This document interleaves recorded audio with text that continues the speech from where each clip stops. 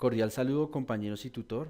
Mi nombre es Néstor Alirio Capera, estudiante de Ingeniería de Telecomunicaciones de la sede José Acevedo y Gómez para el curso de instrumentación.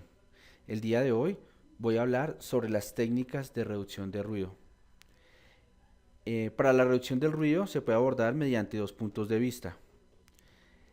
Mediante métodos que tratan de reducir el ruido en sus fuentes y en su propagación, como son las técnicas de cableado, blindaje o diseño de dispositivos de bajo ruido.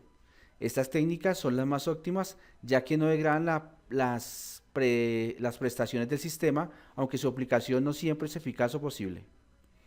La otra forma es mediante métodos de filtrado y promediado de la señal, para amortiguar el nivel de ruido frente a la señal que se procesa. Estas técnicas suelen ser de aplicación más general y efectiva, pero suelen reducir las prestaciones, por ejemplo la anchura de banda del sistema. Una técnica es la razón de señal de ruido.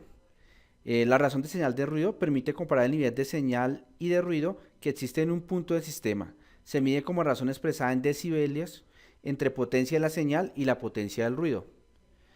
La razón señal ruido también la podemos reducir de tres formas: reduciendo el nivel del ruido, que es con alguna de las técnicas que vamos a mostrar a continuación, incrementando el nivel de la señal y reduciendo la anchura de banda del ruido. El acoplo inductivo. El acoplo conductivo se produce como consecuencia de que dos o más circuitos o equipos compartan una señal de retorno común. Bajo esta situación, la corriente de retorno de un circuito fluye a través de una impedancia finita de la línea de retorno común, generando en ella una variación de potencia que observa desde el otro circuito, como una interferencia por cambio de su referencia de su tierra. El acoplo conductivo requiere más de dos cables de retorno para cerrar la corriente de interferencia. Uno suele ser la propia tierra. Las recomendaciones para reducir las interferencias conductivas son asegurar las líneas de retorno de referencia a tierra de la señal y las fuentes de alimentación sean diferentes y solo unan en un solo nudo. Por ejemplo acá, una sola conexión entre los equipos. La otra es no conectar equipos de medidas sensibles y equipos generadores de interferencia, como motores, máquinas de soldadura, sobre la misma línea de la red de alimentación. No conectar equipos de medidas sensibles y equipos generados de interferencia, como motores, máquinas de soldadura, sobre la misma línea de red de alimentación. Entonces no podemos colocar ni donde sea la fuente ni donde sea la carga. La podemos conectar en alguno de estos parámetros.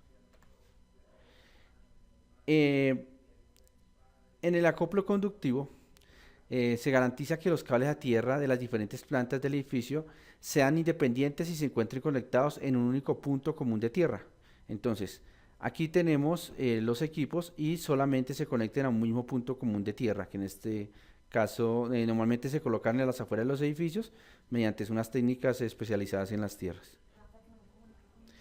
En este caso tenemos que la resistencia de un conductor es fuertemente dependiente de la frecuencia, ya sea por el efecto skin o por la geometría de la línea de acoplo en alta frecuencia. Por ello, sistemas de retorno a tierra que continúan son aceptables, no lo son para la alta frecuencia. Así se debe utilizar como líneas de tierra cables mallados de muchos hilos, y también se debe evitar mantener hilos de retorno de señal paralelos a los planos a tierra. En este otro modelo introducimos filtros que bloquean las señales de interferencia. Para ello se utilizan choques inductivos en serie con las líneas de señal y cortocircuitos capacitivos en paralelo a las líneas de alimentación. Un choque inductivo como el de la figura facilita el paso de las señales DC y en modo inferencial se transmite, mientras que la señal en modo común se bloquea. Las interferencias por campo eléctrico capacitivo. Se puede reducir la interferencia utilizando los siguientes criterios: reduciendo la capacidad entre los conductores, lo cual se puede realizar bien alejando los conductores o disminuyendo el área de superposición; reduciendo la impedancia del circuito afectado, ya sea por disminución de la resistencia de la carga RL2 o la resistencia de fuente RS2; disminuyendo el nivel de señal del circuito que genera la interferencia; disminuyendo la frecuencia de la fuente del ruido, lo cual no suele ser habitualmente posible. Como en este caso, creamos un alambre de inducción capacitiva con una tierra creado entre los dos sistemas. Este es el método más eficaz de reducir el acoplo capacitivo. que es introduciendo un blindaje de apantallamiento entre ambos conductores y conectando este a tierra. La interferencia magnética. Para reducir esta interferencia magnética, los aspectos más importantes son que se deben reducir las áreas de bucles de los circuitos. Para ello, las líneas de los cables largos deben estar trenzados, como por ejemplo los cables UTP. La utilización de un cable coaxial también elimina el colo magnético, no por el apantallamiento que supone, sino por la simetría de los conductores que evita los bucles. La interferencia magnética. Reducir los niveles de corriente para los que hay que incrementar los valores de la impedancia de los circuitos. Se deben orientar los circuitos de forma que los factores de acoplo entre ellos se reduzcan. Para eso también utilizamos los blindajes y apantallamientos metálicos habituales. Son ineficaces a efecto de eliminar interferencias magnéticas. Se necesitará utilizar materiales magnéticos.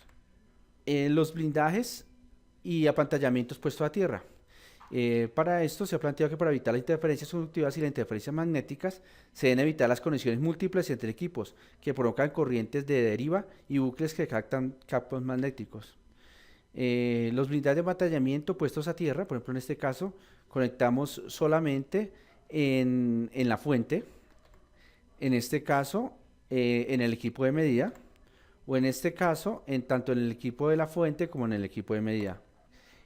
Los amplificadores de aislamiento son amplificadores en los que las etapas de entrada y salida y de alimentación están eléctricamente aisladas. Esto supone que entre las entradas y las salidas de las alimentaciones se pueden mantener diferencias de tensiones muy elevadas, cientos o millares de voltios. Con amplificadores de aislamiento se resuelven tres problemas. Se aseguran el aislamiento eléctrico entre diferentes equipos, entre ellos solo fluye la señal. Esto es a veces requerido por normas de seguridad. Permite operar con niveles en modo común muy elevados. Aísla físicamente los diferentes equipos y con ellos se eliminan interferencias conductivas y magnéticas. Esta es la referencia donde tomó la información. Muchas gracias a todos. Buenas noches.